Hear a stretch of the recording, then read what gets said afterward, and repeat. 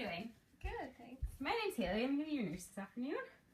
Okay. How are you feeling right now? Not too bad. Not too bad? Are you feeling tired at all? Yeah. Anything? Yeah. I'm pretty tired. Yeah, I bet. It was a long birth, but you did really good. Thanks. So right now I'm just going to do a quick assessment on you to see how everything's going.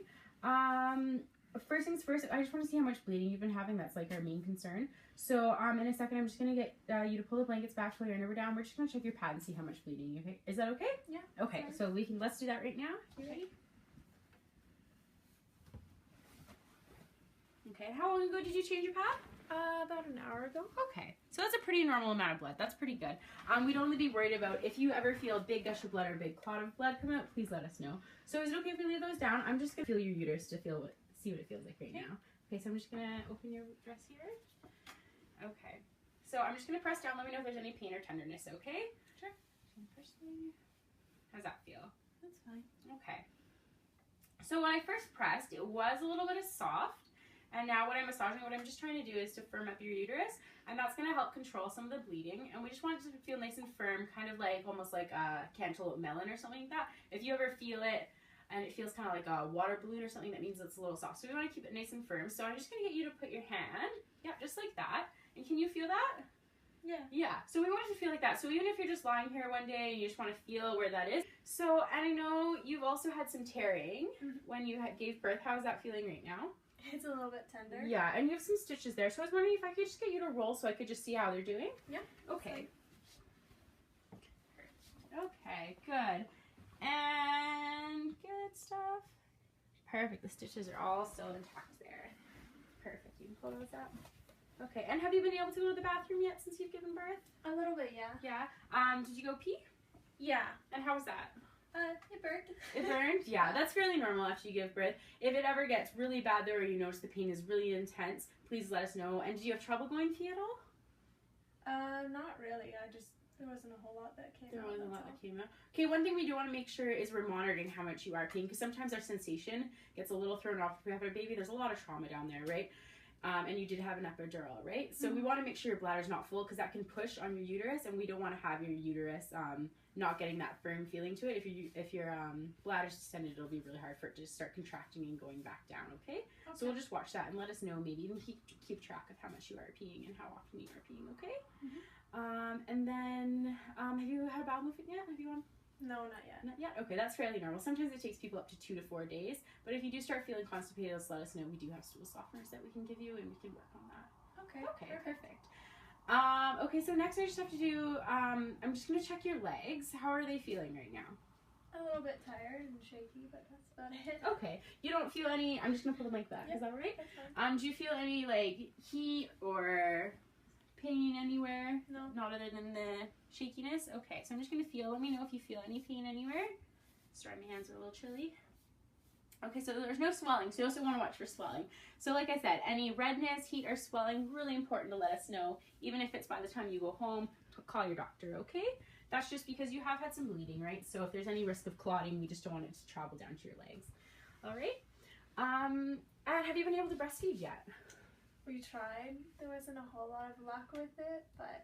Okay, and how long ago was that? I'd say we tried right after. Okay. He was having a little bit of trouble latching on, and then we tried about half an hour ago, and it still didn't really work, so we'll see. Okay, yeah. Next time, if you want some help with feeding, you can always ring your call bell, and then we can come in either with lactation consultant or just a nurse, and we can just kind of see how things are going and try to get a good latch going. Does that sound good to you? Yeah, that would be nice. Okay, and do you mind if I just do a quick breast assessment just to see how your breasts are doing right now? Sure. Okay, and do you have any pain when you were breastfeeding? No, my uterus hurt a little bit. It was kind of cramping when I was trying to breastfeed, but other than that, that was it. They're just tender and... Okay. And that cramping is totally normal, so that's good that you're getting that feeling, because it means your uterus, again, is contracting and going back down to normal size, so that's awesome that you were able to, start breastfeeding or trying to breastfeed at least. A lot of mothers get really discouraged right away when they're not able to get a good latch or things like that. Totally normal. So just keep trying, and we'll get someone in here to give you some help. And I'm just going to give a quick check, okay? So I'm just going to pull this back. So I'm just going to feel around your breast and let me know if there's any tender areas. I know it's probably really tender right now already. Just little circular motions. Okay, and it's really important too for you just to keep an eye on your nipples, because I know there's a baby latching on there and our breasts aren't used to that, right? So it's just really important. Sorry, that looks good. Just to make sure there's no cracking, bleeding, anything like that, okay? And if that does become a problem, there are creams and lotions that we can give you. It's really important just to use the Lamelin. The other thing too is if you do notice redness around your breast, it could be a blocked duct, or people might call it mastitis. So you just gotta be careful. If you notice you aren't able to expel milk, or it is painful, or you do get that redness and swelling, just again let someone know and we can come up with ways to help out with that. I know you had said also that your breasts were tender. This is totally normal. Have you tried hand expression at all? Because I know the baby hasn't gotten a latch. No. Not at all? Try that, yeah. Okay, so one thing that's really important is even though baby's not feeding, we do still want to expel that milk just so your breasts are used to having milk come out, and if they don't produce milk right away, they'll stop producing it. So we want to keep that going and your hormones in check right now. So one thing that we can do is hand expression. So you just take your hand just like a seed and you just place it under your breast and you pinch and pull. And that should get the milk start flowing of it, just so you can get a bit going, so your breasts are used to it when baby comes and you're still producing milk. Okay. Yeah, I know it's a lot. Do you have any questions right now? Not that I can think of, but I'm sure I will later. Okay. Yeah. Great. Well, you're doing great right now and baby's looking good, so just give us a call if you need anything, okay? Okay, sounds good. Great. Hi Pam, hi Steve, you guys ringing your call bell? Yeah, we did. Yeah, I think we're just ready to try to breastfeed again. Okay. So to start off, can you just maybe show me what you've been doing just so I can kind of get a feeling of where we're at? Yeah, I've just been trying to bring it to him. Okay. So I'm just gonna stop you there. So are you comfortable sitting like this? Not really. Not really? Okay. So you can get comfy. This is supposed to be, you're gonna be doing a lot of this, so you might as well be comfortable while you're doing it, right? Okay, so you feel comfortable right now? Yeah. Yeah. Okay, and I've noticed your shirt is open, so it's a really good first step. We like to do skin-to-skin contact because that really helps with mother bonding, as well as just getting the baby used to being on your chest and around your breasts, all right? So it's looking good in that respect. So next what we're going to do is, it's really important for that latch to get set. Stabilized? Yeah. To get set, right? So when you are physically pulling yourself toward baby, that's not very comfortable for you, right? So we want to make this as comfortable as we can. We're going to bring baby tummy to tummy. Yep, that's good. And it's a little awkward because they're sideways, but it's okay. And then you're going to go chin to breasts. Yep, and nose to nipple. Really good. And he should start to latch on. How's that feel?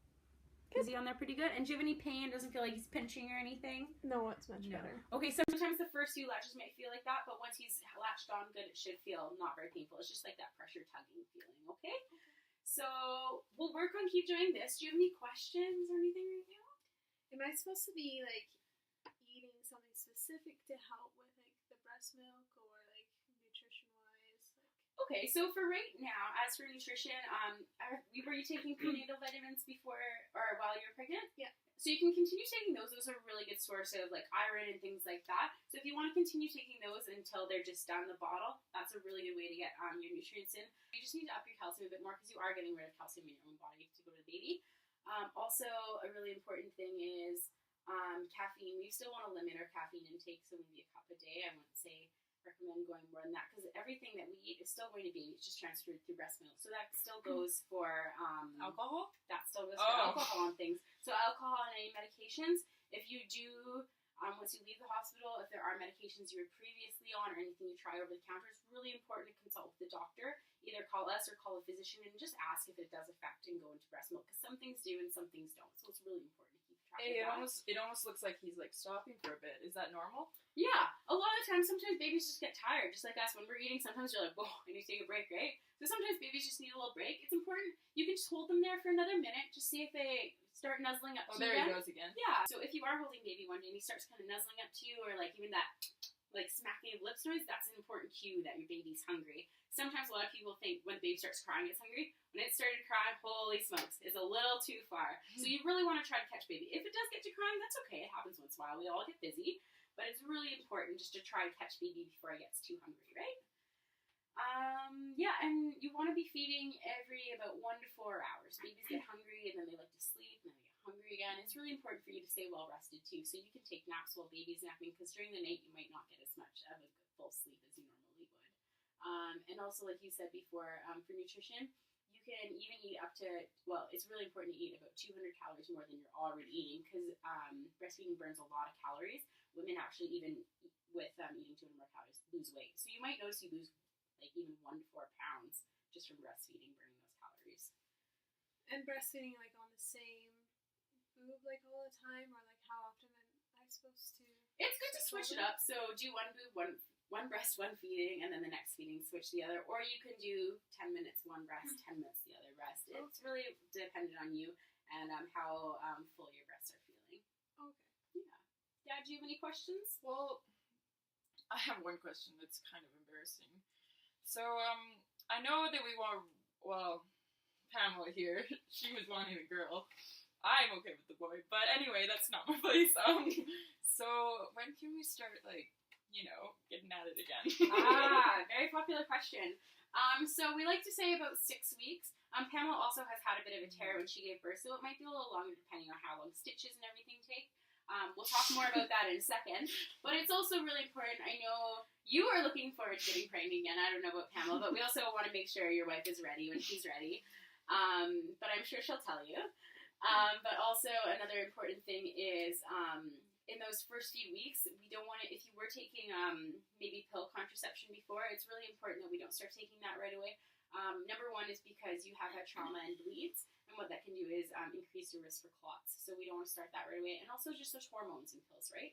So we want to be really careful. So if you do decide to get intimate and have intercourse again, it's really important to use either a spermicide or condoms or something like that, just as your form of protection, because we don't want those extra. I'll leave that up to you.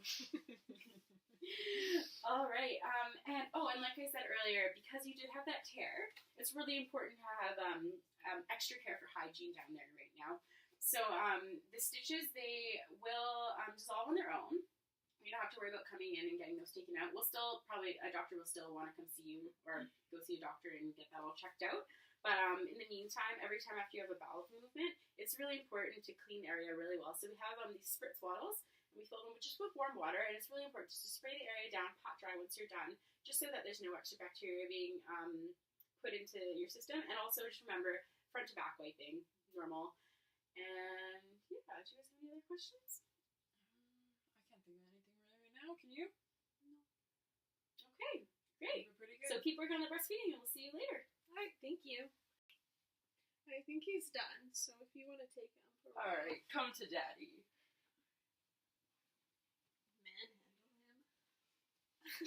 All right, you two. How are things going? We're just gonna go over here for a while. Oh, We okay. need some daddy cuddles. All right, you have fun. All right, Pam. So, have you guys picked a baby name yet? Yeah, we were thinking about Sam. Oh, that's a nice name. Yeah, we kind of thought if we wanted to name a girl Sam, so Okay. I guess it'll have to do for him. Yeah, you seem like you're pretty set on having a girl, hey? Yeah, it was a little bit of a shock when we realized that it was a boy. Not that I'm disappointed with a boy, it just kind of had my heart set on a girl. Yeah. And it's 50-50 chance, right? So you never know what you're going to get. And your husband was pretty excited talking about maybe trying for another one with you. So it's really important that you do when you're ready, right? Yeah.